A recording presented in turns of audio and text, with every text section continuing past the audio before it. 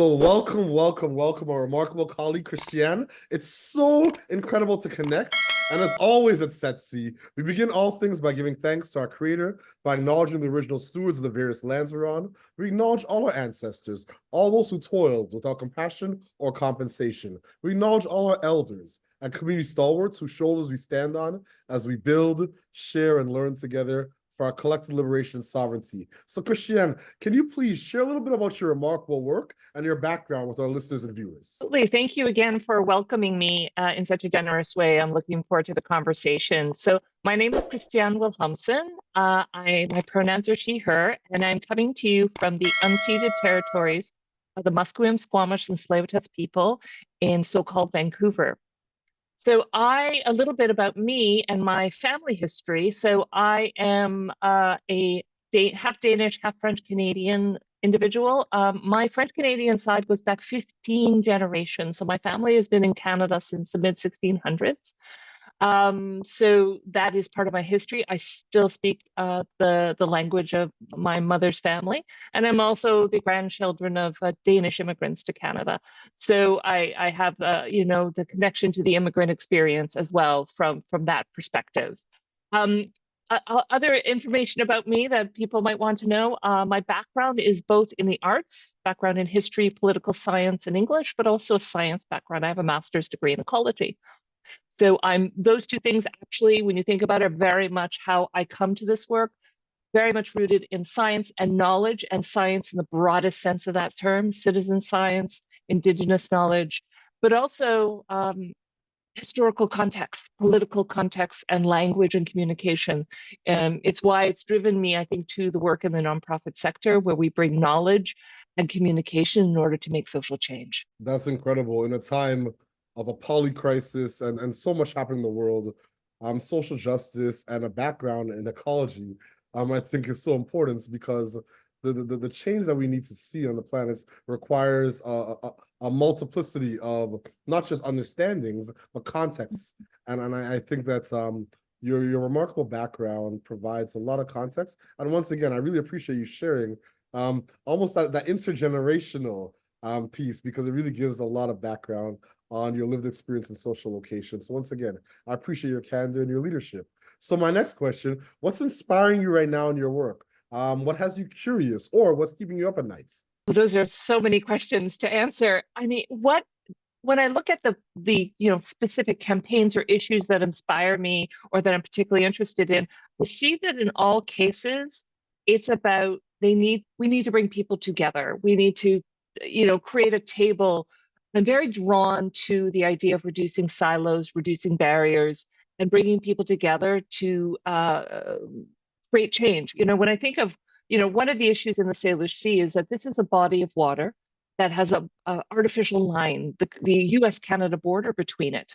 So what that does is you have an ecosystem, it's a watershed that divides Indigenous peoples artificially. The Coast Salish people, the tribes on the US side and the First Nations on the Canadian side, they are one people.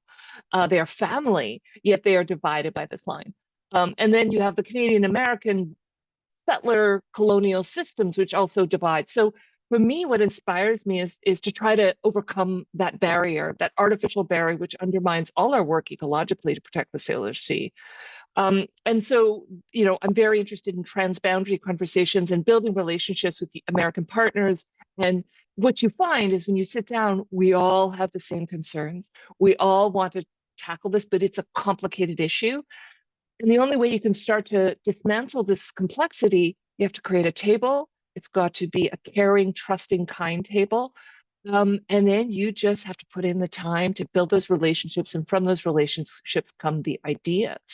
And the other more particular issue, I guess, that is inspiring me right now is how we, on the Canadian side, protect the northern part of the Salish Sea. There are all sorts of government-led processes, local, regional processes. But again, where is the public engagement? Where is the connection? Where is the conversations happening with people?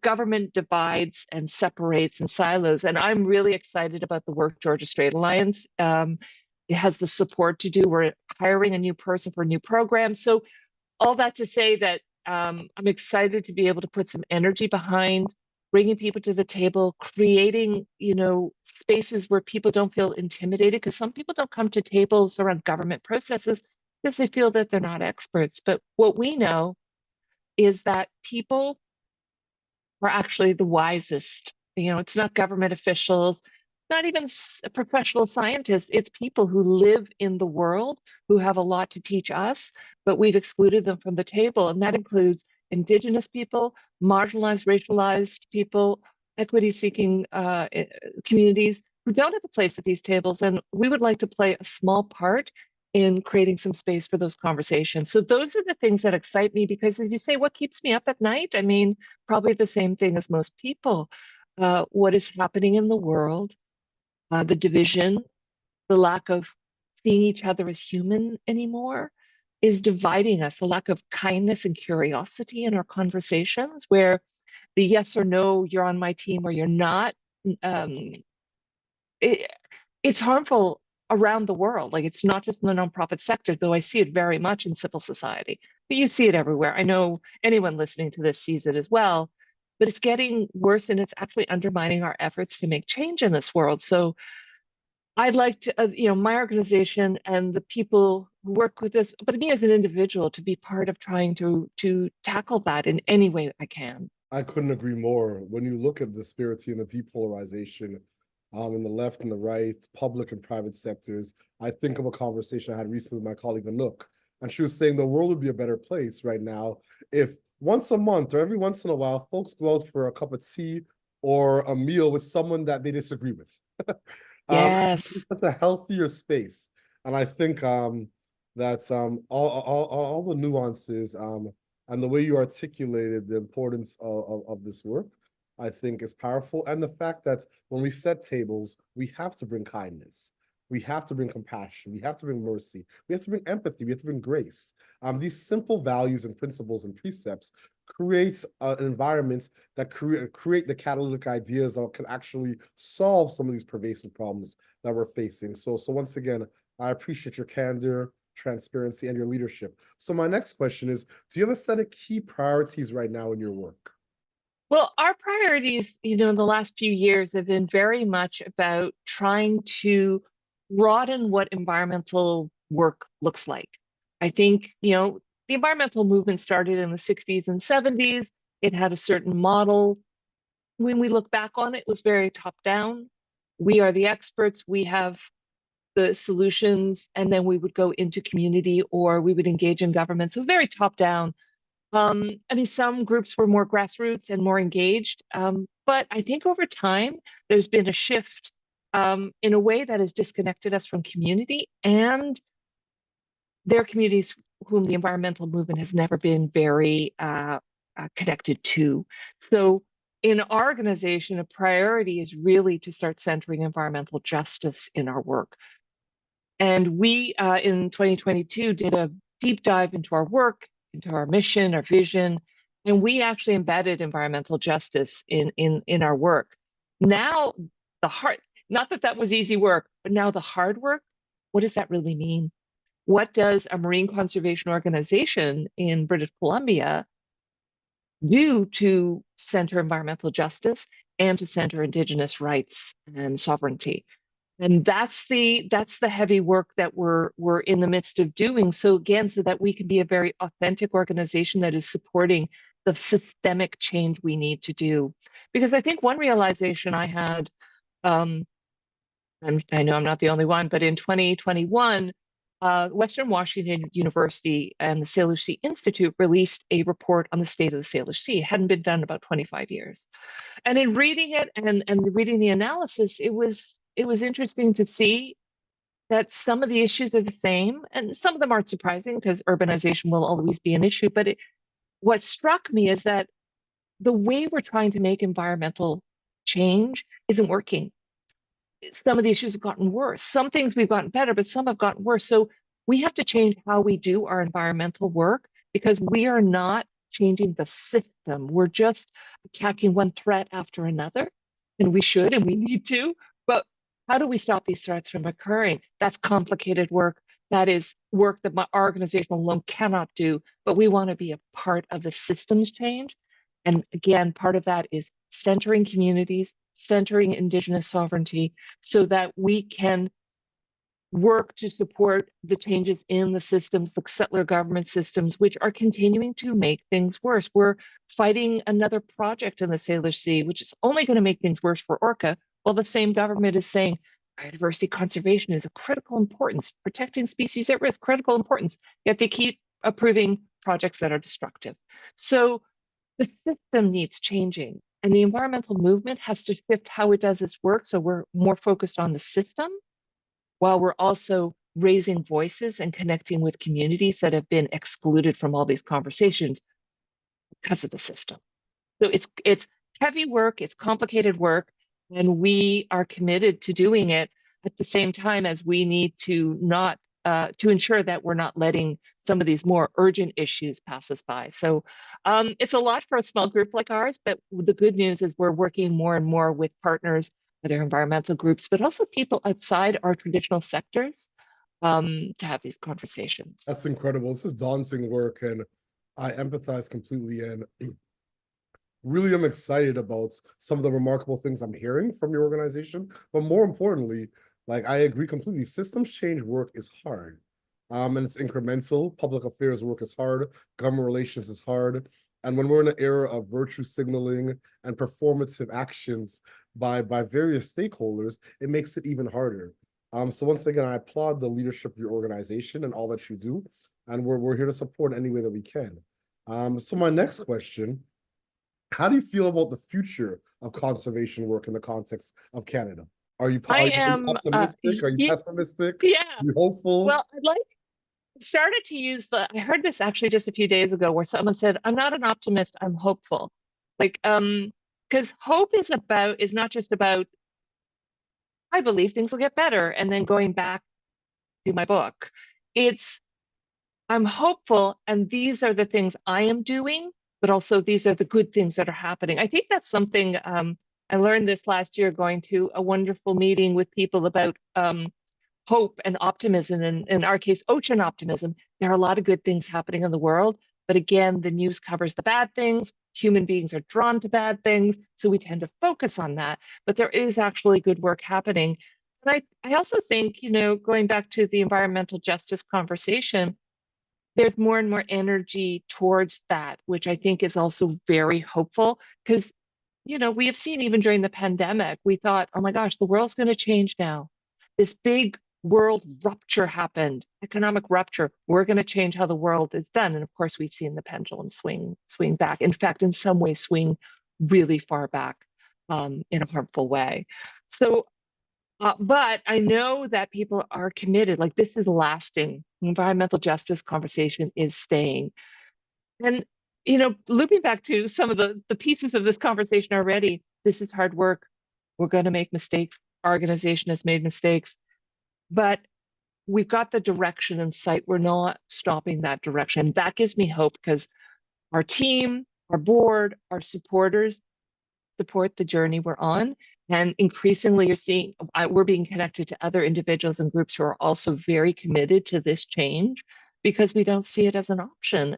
I mean, conservation organizations that continue to use an old top-down model, very prescriptive, I think eventually will become irrelevant, in particular to younger activists, if you will, or simply younger generation, who no longer want to be told what to do. They want to be part of making the change.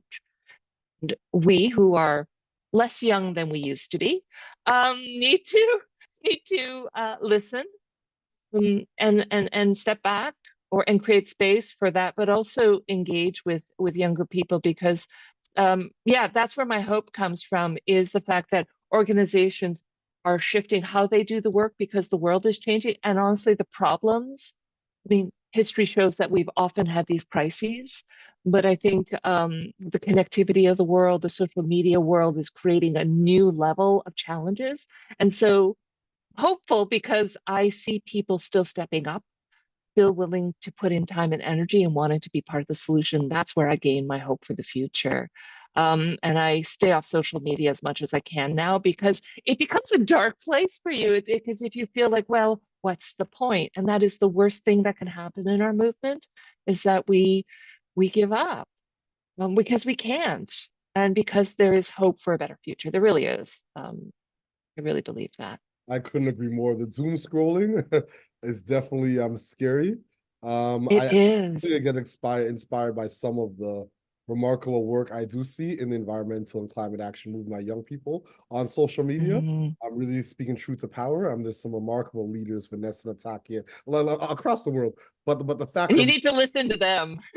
yeah, and I think there's also sometimes a disconnect. Like I'm 40 years old, so I'm in this sweet spot in my life as a husband, father of four, where sometimes my sons, for instance, do a lot of beach cleanups. They're the founders of Fridays for Future, an organization based on one of the Fridays for Futures in Ghana. And so, but a lot of times when I think about the work being done, a lot of times there is this intergenerational gap. And when I say that, I mean there's elders in the community or folks that are older, more senior, that sometimes, like you said before, may not be maybe more paternalistic and prescriptive in terms of the approach. And there's young people that think they discovered climate issues or environmental justice, Yeah. now realize they stand on the shoulders of many folks before them. So there's a conversation I have with my sons all the time in terms of their work around their small pocket of Fridays for Future networking in West Africa. But definitely, I think that staying off social media is never a bad thing. So No, no. I applaud your diligence. Yeah. I try. I mean, I'm as guilty as anyone of getting drawn back in, but I don't want to lose what you just said. There is, again, what I said before, there's this your team, my team. So sometimes I'm seeing older generation rejecting younger people, but I'm also seeing younger people reject the older generation when in fact we all have something to offer. And we have to be careful not to create a divide that doesn't need to be there. Because in fact, if we came to the table with an open heart and with kindness and a willing to listen and learn, we'd find we have a lot in common, a lot to teach each other, and we create something better, which is true collaboration. I mean, true collaboration is not I come to the table to get what I want. It's I come to the table to see if we can create something more together. And we have to, I hope that again, that table can be created more, because I do worry sometimes when I see, um, older people rejecting young ideas because the person, you know, doesn't have 30 years of experience. But it's also sad to see older people who have experience to offer getting rejected as well.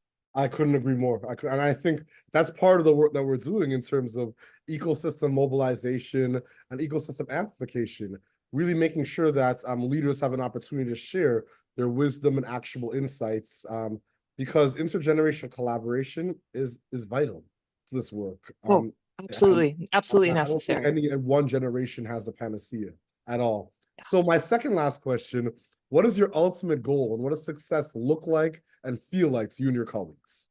Oh, that's such a lovely question. I think success is when we are easily finding ourselves in different communities, engaging with them. Like building relationship takes time and it sometimes can feel awkward, especially a community you may not know a lot about. But if, 5 years from now, we know people in different racialized communities or marginalized communities. We have deep relationships with different nations and we're supporting their goals and their efforts. And there's an ease of relationships in different communities that all feed towards our mission and inspire our work. And that's where our ideas are coming from. They don't come necessarily for a small group of staff, but they come from the community.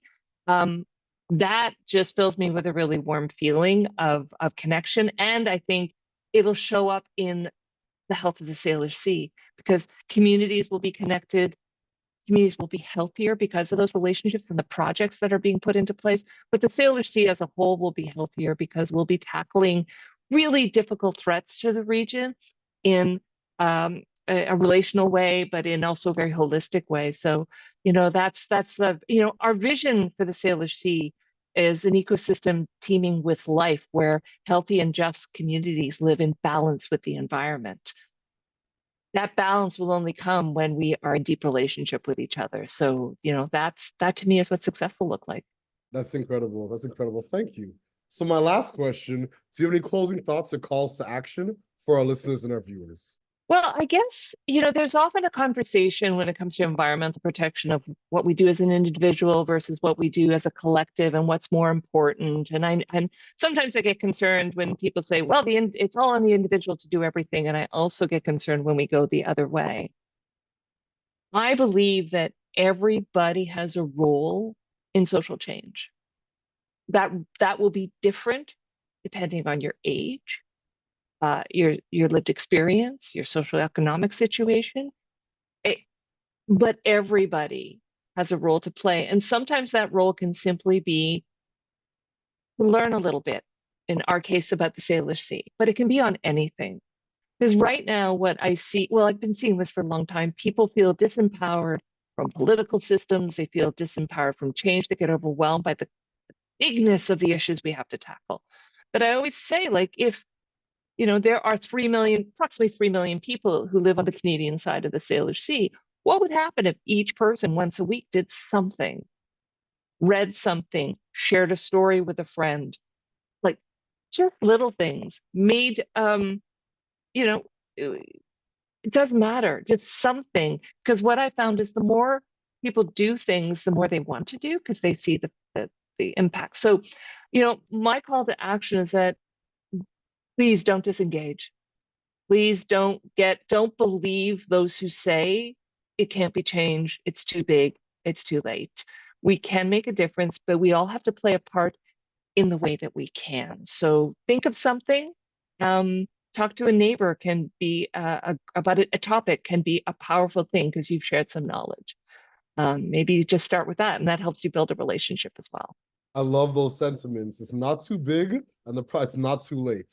That's beautiful. Yeah. That's beautiful. No problem is for people that have a will and a way. So once again, I appreciate your candor, your leadership, and your authenticity and all that you do for so many and your remarkable work. And as always at SETC, we close all conversations and interviews like this by acknowledging our creator, by acknowledging the original stewards of the various lands we're on. We acknowledge all our ancestors, all those who toiled without compassion or compensation. We acknowledge all our elders and community stalwarts whose shoulders we stand on as we build, share, and learn together for our collective liberation and sovereignty. Thank you so much, Christianne, for all that you do and your remarkable work. Thank you so much, Victor. It's been lovely to be in conversation with you, and thank you for giving me this space to share these thoughts and have a really lovely interaction with you. I appreciate it, and yeah, thank you so much.